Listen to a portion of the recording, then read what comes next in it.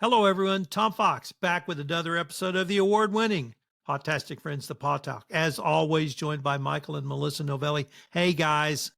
What's happening, Hi. Tom? So today we have Cowboy, Dylan, and Kane as our adopted dog.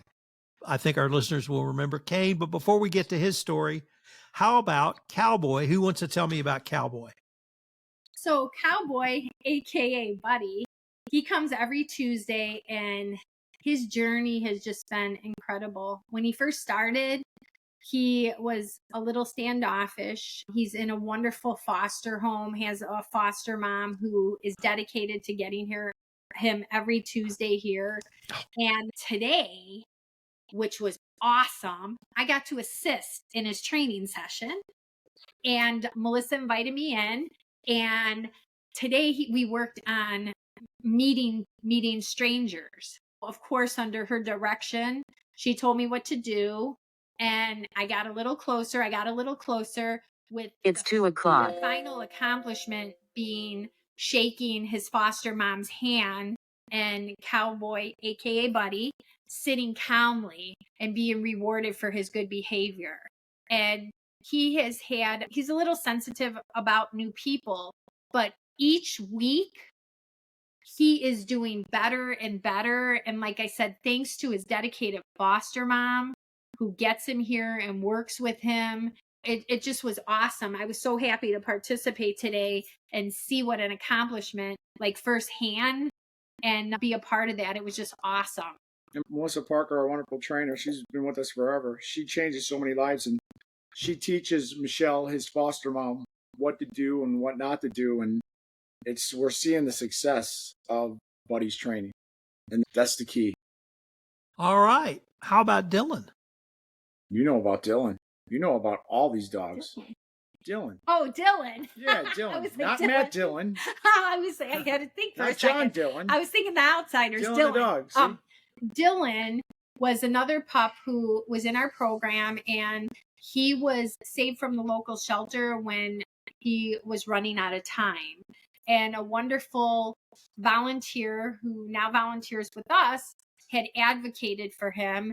And he is with our partners at Foreclosed Upon Pets, and wonderful organization. The ladies do an excellent job. He now is in a foster home and lives with another dog and is doing great. And he had a little bit of stranger danger. So when strangers came up to him, he would lunge a little bit. He wasn't really good at meeting people, and he was very hesitant.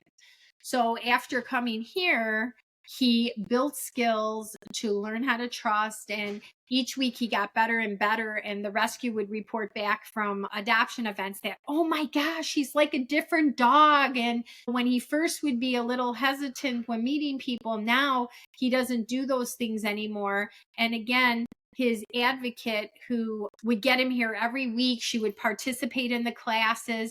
She would take time out of her schedule every day and go and get him out of boarding and practice the tools and teachings that Melissa shared with her. So everybody was set up for success. So we're hoping that Dylan finds his forever home, but we're grateful that he's in a great foster home, because that's a good stepping stone before he goes to his happily ever after. And a little quick story about Dylan is we went to the FUPI fundraiser, and one lady came up to us. And, it's Foreclosed Upon Pets, and, yeah. And FUPI for short. And she came up to us and said, thank you so much for putting Dylan in your program. You really changed his life. And that was really, heartwarming, because that's what we're here for, to change these dogs' lives and make it better. I mean, we were touched by that. I got choked up when she said that, because we don't expect that. We're not looking for kudos. We just want to help change the lives of these dogs. Well, one of the dogs' lives you did change was Kane. And we talked about Kane in a prior episode because Kane had not yet found a forever family, but I think he has been adopted. So could you tell us about his new family and really how Kane has fallen in love again? Let me start, because that was going to be another Novelli dog, Kane Novelli. That was one of the ones at the volunteers. And she's like, I want to adopt this dog. I'm like, he started coming here and he was so nervous and I remember the one time, I don't know if he kept smelling my doggy perfume, but the one time when he looked at me and I looked at him, he did that play bow and it was on. And every week I was allowed to get a little playtime at the end of the class because I tried to follow what the rules are. And I got to play with him and he would sit on the little platform. And I fell in love with him. And when I found out he got adopted, of course I was happy, but I was a little sad in my heart because my heart was broke again. And he's living life with another dog. I ask for updates occasionally and they say that he's doing great. And again, if they can't be in Novelli and they can't come home with me, then I'm just happy that they're happy living their best life. You guys have some great fundraising opportunities coming up I'd like to tell the audience about. The first one is a calendar contest. Melissa, you want to tell us about the calendar contest? The calendar contest is an awesome opportunity to showcase your baby and to support Pawtastic Friends.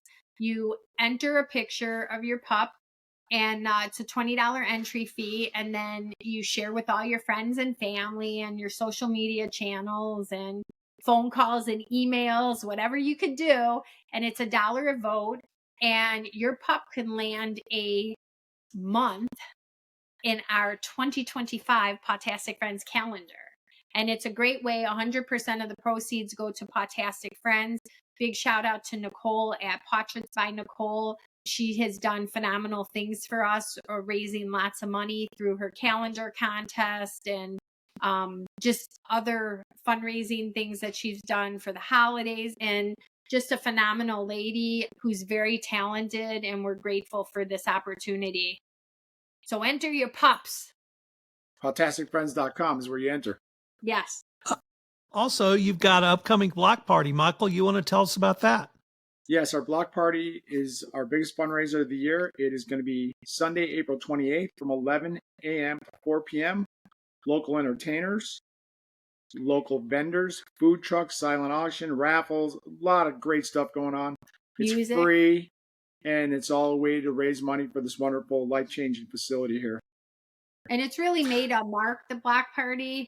We started it many years ago, and it's evolved so much from the salon and people cutting hair to now this big event with hundreds of people. And it's family fun, and it's free, and it's a great way to come out and support. And we have great companies now supporting us. Boyd Gaming, who's a very big gaming company here and actually all over the United States, they're sponsoring the event this year. And we love Boyd Gaming. Yeah, they do a lot for us. One of our new partners, Wax Trax Records, they're sponsoring the stage. Dollar Loan Centers, sponsoring a couple of the booths. So we're just looking for as much support as we can get to fund this amazing center. And if you're driving through Vegas, you might even catch it on a digital billboard. Oh, yeah, Lamar. By Lamar. Lamar Billboard's giving us 2 weeks of free advertising on their digital billboards. They did that for our Hope for the Holidays.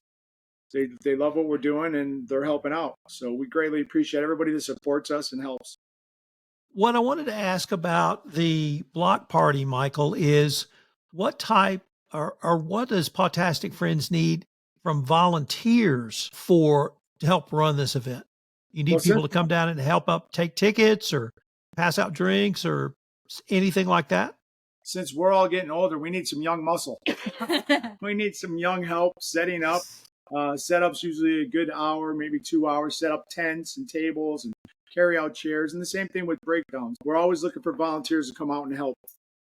Okay, for our tip of the day, I wanted to ask something that you said in a couple of pods ago, Michael, and wanted you to explain what it is and why it's so important. And it was the meet and greet.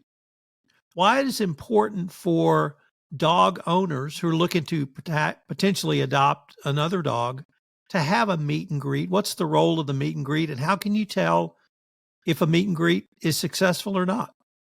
We've done many meet and greets because sometimes the rescues, they don't have the resources to do training the dogs or find out about them. That's why the center's here. We did a great meet and greet with Matcha's dog. Mm-hmm. And it took many, many sessions because we have socializing walls so we can safely socialize the dogs and then get a first-hand idea. When we first opened the center, we wanted this to be all about safety. And we spent $18,000 on these training walls, which are 500 pounds each and they're 8 feet long. And one of our trainers said we should get it where we could divide it in half where the dogs can see each other, be in a safe environment. Because a lot of times people do a meet and greet with the dog on a leash, another dog's on a leash, they're smelling. Next thing you know, you've got a situation that you didn't want. So you can tell them a little bit more about how you really worked with the Samadhi Legacy Foundation and Matcha and her dog. And yeah, Masha is a volunteer, and she fell in love with Tori, who had been waiting years for her forever home. So she said, you know what, Melissa, if a home comes along and it's the perfect home, that's great.